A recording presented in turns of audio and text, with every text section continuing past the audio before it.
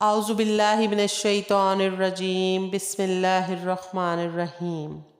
آج ہم دورہ قرآن سیریز میں اپنے 8ویں پارے کا دور کریں گے۔ 7ویں پارے کے آخر میں مشرکین کا یہ مطالبہ ذکر کیا گیا تھا کہ اگر ہمیں کوئی حسی معجزہ دکھایا جائے تو ہم ایمان لے آئیں گے۔ 8ویں پارے کے آغاز میں یہ بتایا جا رہا ہے کہ یہ لوگ جھوٹ بولتے ہیں۔ اگر ان کو حسی معجزات بھی دکھا دیے جائیں، یہاں تک کہ قبروں سے مردہ زندہ ہو کر ان سے باتیں کرنے لگیں، تب بھی یہ لوگ ایمان لانے والے نہیں ہیں۔ اس کے بعد رسول اللہ صلی اللہ علیہ وآلہ وسلم کو تسلی دی گئی ہے کہ آپ صلی اللہ علیہ وآلہ وسلم ان کی مخالفت، استہزاء اور انکار سے پریشان نہ ہوں۔ ہر نبی کے ساتھ انسی اور جنی شیاطین نے ہمیشہ یہی رویہ اختیار کیا ہے۔ باقی آپ صلی اللہ علیہ وآلہ وسلم کی نبوت کے اثبات کے لیے ان کے مطلوبہ معجزات کی کوئی ضرورت نہیں ہے۔ اللہ تعالیٰ خود آپ کی گواہی دینے کے لیے کافی ہے۔ اسی طرح اللہ تعالیٰ نے یہ بتایا ہے کہ اللہ تعالیٰ نے اپنے نبی کو متعدد معجزات سے نوازا ہے، جن میں سے سب سے بڑا معجزہ قرآن مجید ہے۔ لہٰذا یہ اس معجزے کو دیکھنے اور سننے کے باوجود انکار کرتے ہیں تو آپ صلی اللہ علیہ وآلہ وسلم ان کے انکار سے پریشان نہ ہوں، کیونکہ زمین پر بسنے والے اکثر لوگوں کا یہی حال ہے کہ وہ ہدایت کو چھوڑتے ہیں اور گمراہی کی طرف مائل ہوتے ہیں۔ اللہ تعالیٰ نے ارشاد فرمایا ہے، اور اگر آپ اکثر لوگوں کی بات مانیں گے جو دنیا میں ہیں تو وہ آپ صلی اللہ علیہ وآلہ وسلم کو اللہ کے راستے سے دور کر دیں گے۔ اب اگر اس آیہ مبارکہ پر غور کریں تو پتہ چلتا ہے کہ یہاں سے مغربی جمہوریت کی نفی ہوتی ہے، کیونکہ مغربی جمہوریت میں اکثر کی رائے کا اعتبار کیا جاتا ہے، خواہ وہ کتاب و سنت کے خلاف ہی کیوں نہ ہو، جبکہ مسلمانوں کا یہ اجماعی عقیدہ ہے کہ اگر پوری دنیا کے انسان کسی ایسی بات پر متفق ہو جائیں جو کتاب و سنت کے واضح حکم کے خلاف ہو تو ان کے اتفاق کا کوئی اعتبار نہیں ہوگا اور اسے رد کر دیا جائے گا۔ اس کے علاوہ رکوع نمبر 2 کے آغاز میں بتایا گیا ہے کہ مومن کی مثال اس شخص کی طرح ہے جو زندہ ہے اور اسے ہم نے نور عطا کیا ہے، اور کافر کی مثال اس شخص جیسی ہے جو مردہ ہے اور تاریکیوں میں پھنسا ہوا ہے۔ اور ایمان اور ہدایت تو صرف اللہ ہی کے ہاتھ میں ہے، وہ جسے چاہتا ہے اسے نوازتا ہے۔ ہدایت یافتہ اور گمراہ فرقوں کا ذکر کرنے کے بعد یہ بتایا گیا ہے کہ اللہ تعالیٰ ان سب کو قیامت کے دن جمع فرمائے گا، پھر ہر ایک کو اس کے اعمال کے مطابق جزا یا سزا دے گا۔ اسی طرح مشرکین کی مختلف حماقتوں کا ذکر کیا گیا ہے، جس میں سے ایک حماقت یہ ذکر کی گئی ہے کہ مشرکین زمین سے حاصل ہونے والے غلے اور مویشیوں میں سے اللہ کا حصہ الگ کر لیتے تھے اور اپنے شریکوں کا حصہ الگ کر لیتے تھے، پھر جو ان کے شریکوں کا حصہ ہوتا تھا اسے تو اللہ کے حصے میں نہیں ملایا جاتا تھا، لیکن جو اللہ کا حصہ ہوتا تھا وہ اگر شرکاء کے حصے میں مل جاتا تو اسے برا نہیں سمجھتے تھے۔ دوسری حماقت یہ تھی کہ وہ اپنے بیٹیوں کو فقر یا عار کی وجہ سے قتل کر دیتے تھے۔ پھر نبی کریم صلی اللہ علیہ وآلہ وسلم کا ظہور ہوا۔ آپ صلی اللہ علیہ وآلہ وسلم نے عورت پر جو احسانات فرمائے ان میں ایک بڑا احسان یہ ہے کہ آپ صلی اللہ علیہ وآلہ وسلم نے اپنی زبان اور اپنے عمل سے یہ سمجھایا کہ بیٹی کا وجود نہ تو باعث ننگ ہے اور نہ ہی فقر اور غربت میں اضافے کا سبب ہے۔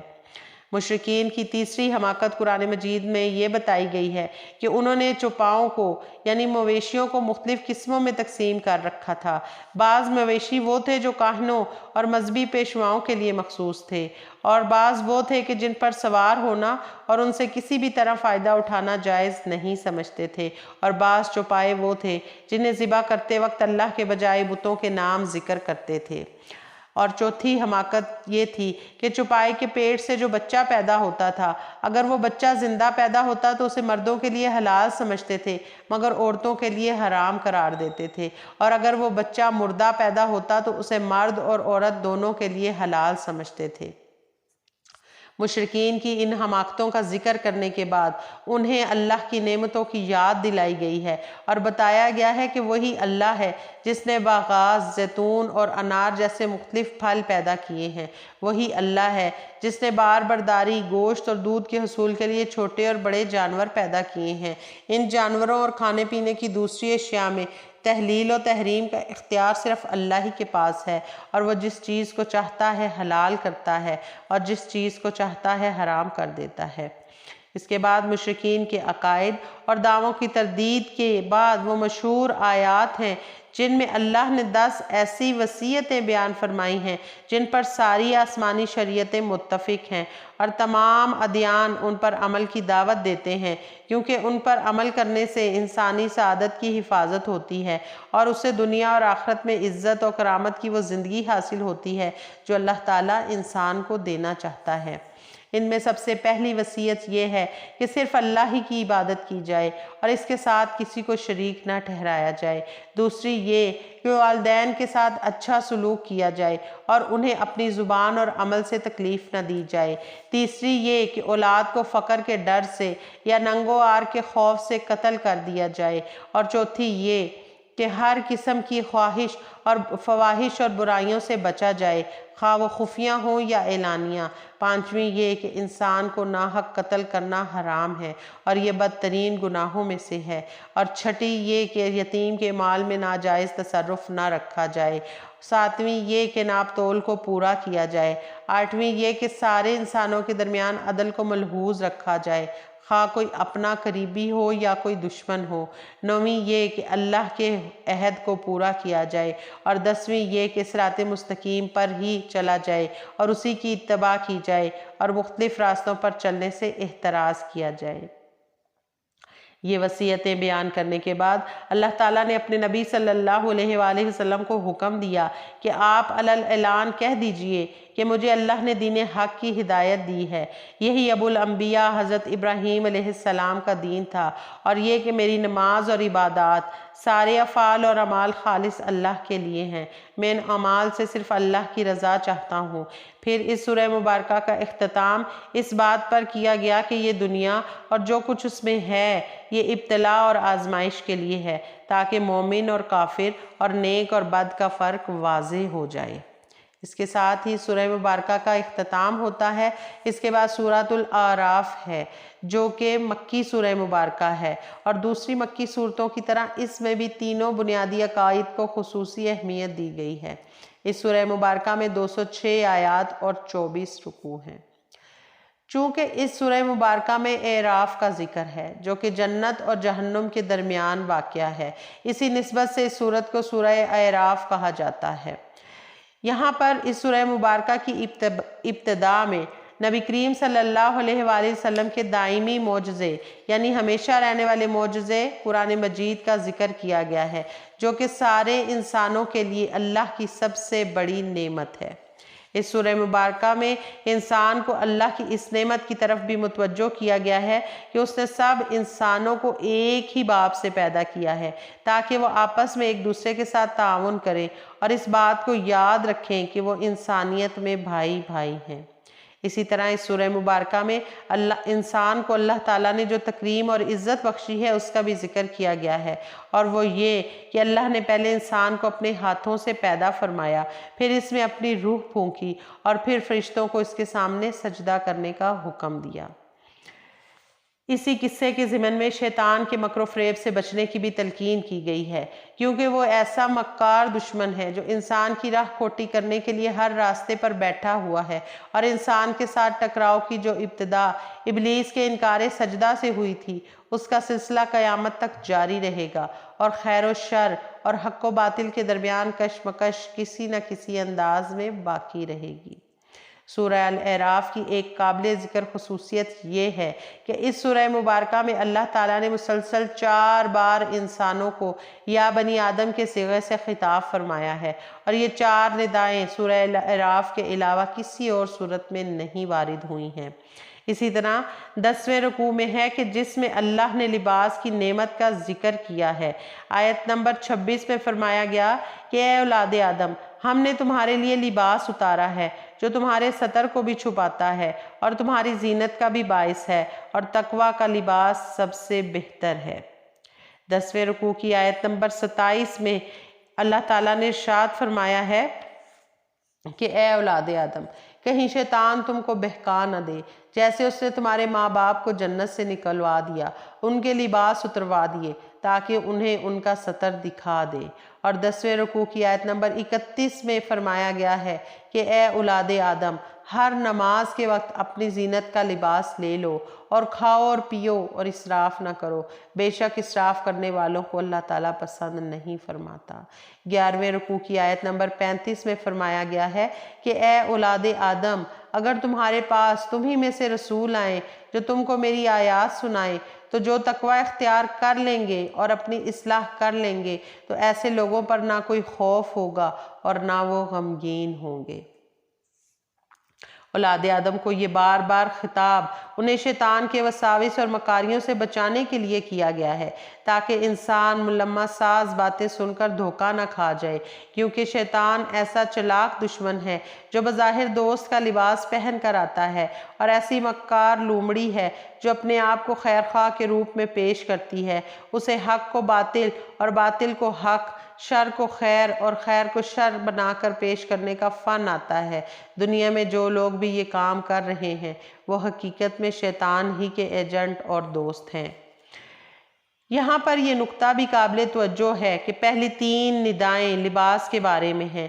ان میں سے دوسری ندا میں یہ بتایا گیا ہے کہ ابلیس لعین نے حضرت آدم علیہ السلام اور حضرت حوا علیہ السلام کے لباس اتروا دیے تھے اور ان کے ستر کھلوا دیے تھے۔ گویا ابلیس کا سب سے بڑا ہدف یہ ہے کہ اولاد آدم کو شرم و حیا کے لباس سے محروم کر دے اور انہیں فحاشی اور عریانیت کی راہ پر لگا دے۔ ستر کے تقاضے پورے کرنے والا لباس انسان کو حیوان سے ممتاز کرتا ہے۔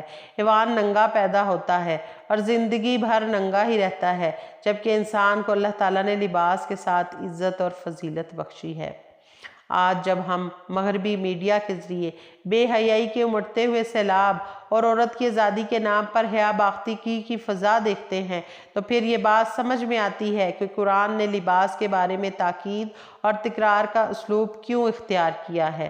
اس کے علاوہ اللہ تعالیٰ نے اس سورہ مبارکہ میں یہ بتایا ہے کہ مشرکین بیت اللہ کا ننگے طواف کیا کرتے تھے اور اپنے اس قبیح عمل اور اس جیسے دوسرے اعمال کے بارے میں حجت یہ پیش کرتے تھے کہ ہمارے آباء و اجداد بھی یوں ہی کیا کرتے تھے، اور بعض اوقات یہ بھی کہہ دیتے تھے کہ ہمیں اللہ تعالیٰ نے ایسا کرنے کا حکم دیا ہے۔ ان کے اس دعویٰ کی تردید کرتے ہوئے اللہ تعالیٰ نے ارشاد فرمایا کہ اللہ تعالیٰ بے حیائی کے کاموں کا حکم نہیں دیتا، لہٰذا تم یہ دعویٰ جو کر رہے ہو یہ جھوٹ اور افتراء کے سوا کچھ بھی نہیں ہے۔ ہم جانتے ہیں کہ اسلام زندگی کے تمام جائز مطالبات کرنے والا دین ہے، لہٰذا یہ ممکن ہی نہیں کہ وہ لباس پہننے سے اور پاکیزہ چیزوں کے استعمال سے منع کرے۔ اس آیہ مبارکہ کے بیان سے ان لوگوں کی بھی تردید ہو جاتی ہے جو رہبانیت کے قائل ہیں، حلال اور پاک چیزوں سے اجتناب کو اللہ کے قرب کا ذریعہ سمجھتے ہیں۔ جسم اور روح، دین اور دنیا دونوں کے جائز مطالبات اور تقاضا پورے کرنے والا ہی حقیقت میں کامل مسلمان ہے۔ حضرت سلمان فارسی رضی اللہ عنہ کو جب پتہ چلا کہ حضرت ابو درداء رضی اللہ عنہ دن کو مسلسل روزے رکھتے ہیں اور رات کو قیام کرتے ہیں، عبادت میں یہ مشغولیت اس حد تک بڑھ گئی ہے کہ اپنی اہلیت تک کے حقوق ادا نہیں کرتے، تو حضرت سلمان نے انہیں نصیحت کرتے ہوئے فرمایا تھا کہ تمہارے اوپر تمہارے رب کا بھی حق ہے، تمہارے نفس کا بھی حق ہے، تمہارے گھر والوں کا بھی حق ہے، لہٰذا ہر حق والے کو اس کا حق دو۔ حضرت ابو درداء رضی اللہ عنہ نے ان کی اس نصیحت کا ذکر جب نبی کریم صلی اللہ علیہ وآلہ وسلم کے سامنے کیا تو آپ صلی اللہ علیہ وآلہ وسلم نے فرمایا کہ سلمان نے سچ کہا ہے۔ اسی طرح 8ویں پارے کے 11ویں اور 12ویں رکوع میں 2 ایسے گروہوں کا ذکر کیا گیا ہے جو فکر و نظر اور عقیدہ اور عمل کے اعتبار سے ایک دوسرے کی ضد ہیں۔ ایک گروہ ضد اور عناد، کفر اور استکبار کی راہ اپنانے والوں کا ہے جن کا ٹھکانہ جہنم کے سوا کچھ نہیں ہے۔ دوسرا گروہ تسلیم و انقیاد اور ایمان و اطاعت کی راہ پر چلنے والوں کا ہے جو بفضل ہی تعالیٰ جنت کے حقدار ہوں گے۔ یہ دونوں گروہ جب اپنے اپنے ٹھکانے پر پہنچ جائیں گے تو قرآن بتاتا ہے کہ ان کے درمیان مکالمہ ہوگا۔ اہل جنت دوزخیوں سے سوال کریں گے کہ کیا تمہیں آج اللہ کے وعدوں کے سچ ہونے کا یقین آ گیا ہے یا نہیں آیا؟ جواب میں اہل دوزخ اقرار کریں گے کہ ہاں، ہم نے اللہ کے وعدوں کو سچا اور برحق پا لیا ہے۔ پھر دوزخی جب جہنم کی ہولناک گرمی اور بھوک اور پیاس سے پریشان ہو جائیں گے تو جنتیوں کے سامنے دستے سوال دراز کریں گے کہ ہمیں کچھ کھانے اور پینے کو دو، لیکن ظاہر ہے کہ ان کا یہ سوال رائیگاں جائے گا۔ یہ مکالمہ اس پارے کے 12ویں اور 13ویں رکوع میں مذکور ہے۔ ایک تیسرا گروہ بھی ہے جسے قرآن نے اصحاب اعراف کا نام دیا ہے۔ یہ وہ لوگ ہوں گے جو مومن تھے لیکن اعمال صالحہ میں دوسرے جنتیوں سے پیچھے رہ گئے ہوں گے۔